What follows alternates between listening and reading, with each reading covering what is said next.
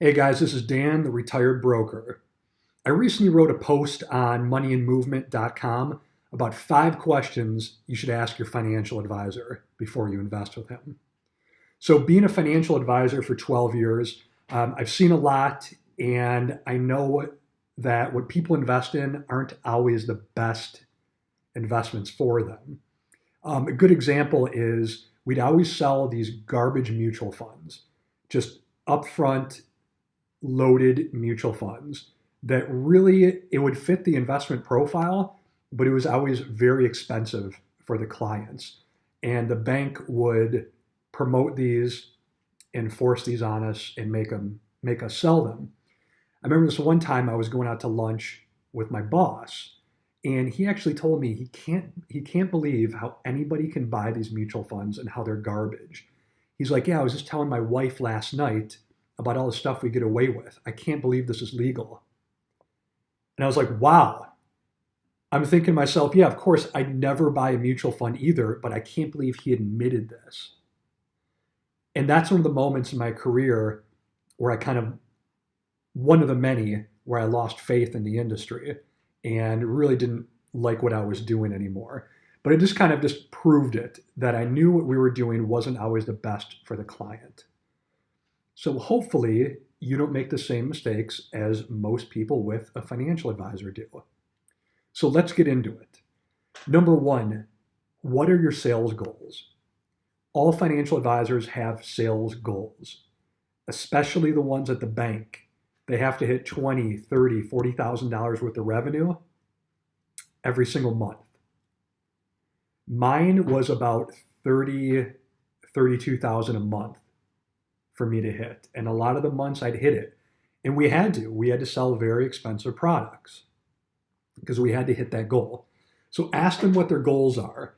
Now, if they've been there for maybe 10, 20 years, they might not have any goals, but it's kind of you eat what you kill. So you have to continue to make these commissions in order to survive, in order to get a paycheck. So what are your sales goals? Number two, what are the exact fees you're charging me? A lot of these mutual funds, we charge 5% up front and then 1% plus throughout the year. Just ridiculously stocked with fees. Ridiculous. I can't believe people would invest in these. And it's completely legal. It matched their profile, their risk tolerance, their time horizon, and we could sell these all day. But we would charge them so much. The same with these annuities. They would be so expensive, but we'd sell them every single day. Speaking of annuities, number three, is this investment liquid? Ask them if this is liquid. Can they get out of this investment? Can you get out of this investment? Now, I understand if it's in a retirement account, you can't touch it till you're 60, right? If it's not, what if you need the money? Can he click a button and the money be sent to you? A lot of these mutual funds, some of them you can't touch for the first year or even more. And the annuities as well, you can't touch them for 7 years without a penalty. Be very careful because they'll lock up your money. They don't want that money leaving their management. So is this investment liquid? Number four, does management dictate what investments you can sell? The answer is usually yes. Our manager, we'd have in-house funds. Those would be pushed on us constantly. Sell these in-house funds.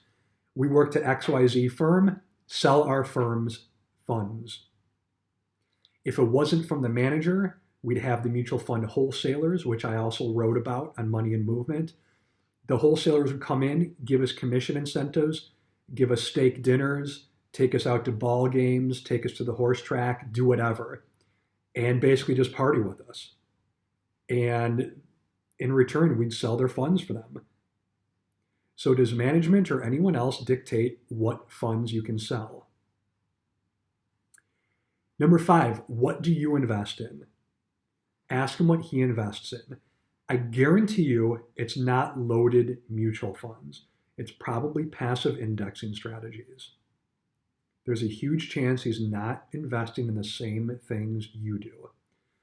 So ask him these questions. It's not a gotcha question. You don't have to be rude about it, but if you're investing your life savings with somebody, you have to know everything about the investments, about him, about his investment philosophy. Ask him what he invests in. Here's a bonus. Here's one you should ask. Let's add number 6 here.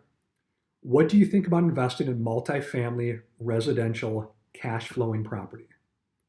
What do you think about investing in Bitcoin or gold?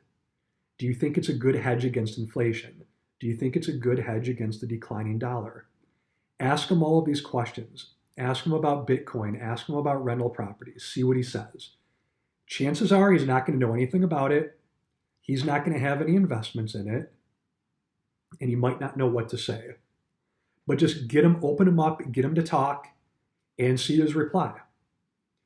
So do this. Let me know what happens. Let me know your thoughts, and comment below. Thanks, guys.